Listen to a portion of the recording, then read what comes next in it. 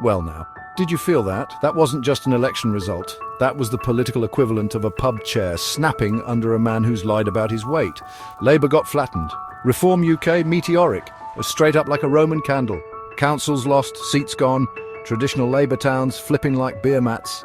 And now Starmer's own lot. They're whispering about replacing him. Mate, they should have done it before he brought a shovel to the party's own grave. Cheers to that. The dam's broken. And finally, the truth's leaking out. It all started when Starmer shuffled someone out the door. Not with a sacking, no. He kicked her upstairs, straight into the House of Lords. Shami Chakrabarti. Why? Because she knew too much. She chaired an inquiry into anti-Semitism. Starmer needed her quiet. You don't reward that with a peerage unless you're hiding something. That was clue number one, and no one in the press asked a damn thing. Next thing you know, Starmer surrounds himself with a gang who couldn't run a sandwich shop, faked CVs, Lord Ali's shady dealings. One minister even blackmailed him to get a lordship. Angela Rayner, probably told to wear flashy heels to distract from his dead-eyed gaze. This is a man who built his inner circle like a paranoid king. No one smarter, no one louder, and God forbid, no one honest. You see where this is going? And then the legal past came creeping back. Starmer, the man of the people, who spent years fighting for the rights of extremists. The man who stood between Britain and justice for actual terrorists. Every decision since has been soaked in that same logic. Let millions in, pick fights with Putin. Campaign against Trump like a foreign agent. What kind of PM plans trade with war instead of wheat?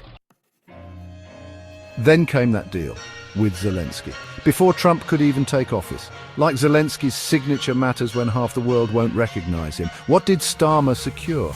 Rare earth minerals from a war zone.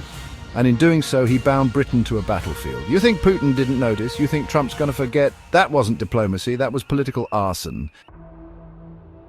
Prisons. He's building more of them, not to fix the system, oh no, to fill them. While today's prisoners rot in cells with black mold and broken windows, he's off designing the next lot. Remember when he bragged about defending prisoners' rights? He's done sod all to improve the system because this isn't justice, it's power, and it's starting to smell like control. And where was the BBC in all this? Sat in the corner, fingers in ears. Not a word about the inner circle's fraud. Not a whisper about the Zelensky deal.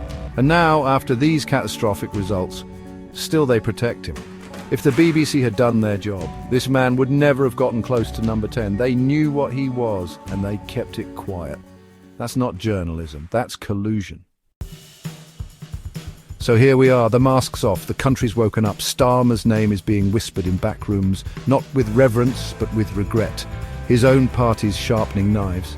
He promised justice, delivered chaos. He promised trade, delivered war. He promised leadership, but led us straight into a ditch. Now, he's to be cancelled. And mate, I'll drink to that.